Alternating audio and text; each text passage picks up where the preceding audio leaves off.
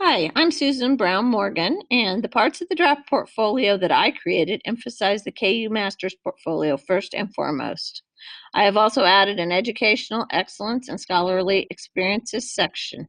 In another section, I shared personal philosophy in addition with some key information about myself, not too personal though, and some other resources for other instructors who might visit the website.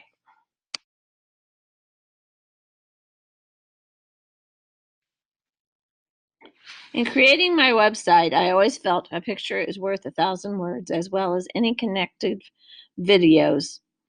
When asked how I felt about reviewing past assignments, I brought back a lot of memories, and I had to struggle to stop and think about all the students that have gone before me during this time of creating and working with my portfolio.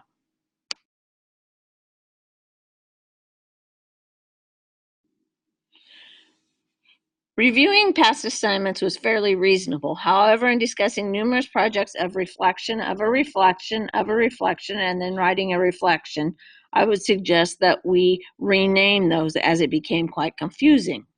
The artifacts that I chose, I felt offered a great amount of information to those visiting the website, and my goal was to offer things that were rich in history and suggestions as artifacts that would help others connect and create their own artifacts and teaching style and or website, period.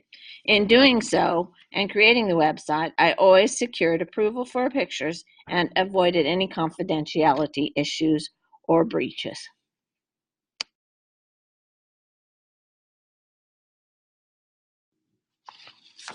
Feedback that was provided was very reasonable and much appreciated. I really appreciated the fact that the staff and the professors identified any key concerns with projects early on throughout the modules prior to the final completed project. Therefore, when uploading and reflecting on our projects, there was not a real great need for great changes. I did find some typing errors and other related concerns, but overall the end projects were ready to be uploaded and reflected on.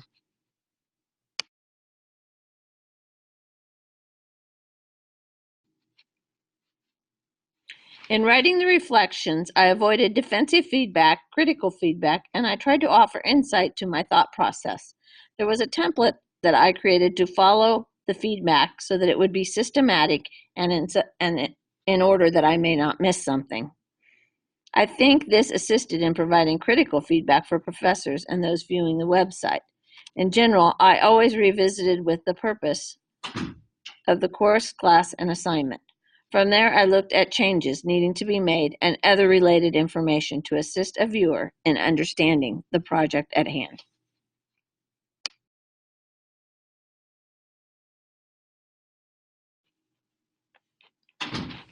In creating the website and the portfolio, I really appreciated all the friends and family that stepped forward to share information and provide insight into their life process, especially those who live with disabilities, support those with disabilities, and have had to advocate for those with disabilities.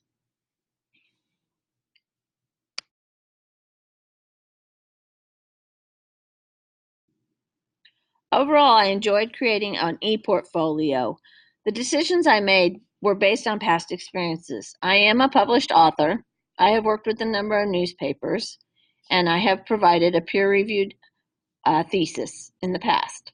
I enjoyed writing the information to share, and I feel that this website offers a more complete view of my expertise as a professional than other projects I have done in the past. I enjoy how it provides insight to my belief systems, previous work experiences, lots of visuals, and other related information which might be needed for a positive match to a job or interview experience.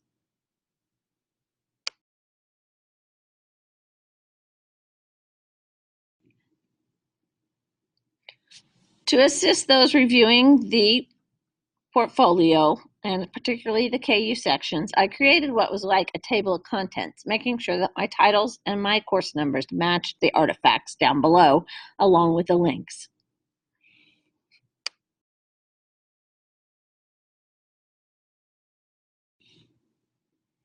And again, in a systematic approach, I then shared each artifact in detail, noting the course number, the purpose of the artifact, the examples provided, along with a learn more information linking them to other further insight for that particular project.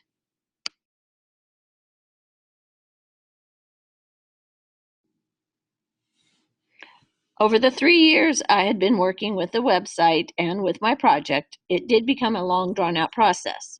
From time to time, you need to stop and reflect and take a break. I also noticed that because I kept adding more information and wanting to expand the portfolio, I had to end up purchasing more bandwidth in order for the information to upload at a reasonable pace.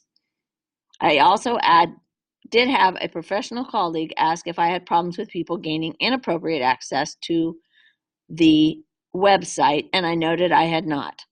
Overall, as with any publication, one can continue for days and days and never finish finding an error with the project. At some point, I had to come to a close, and for now, I will take a break.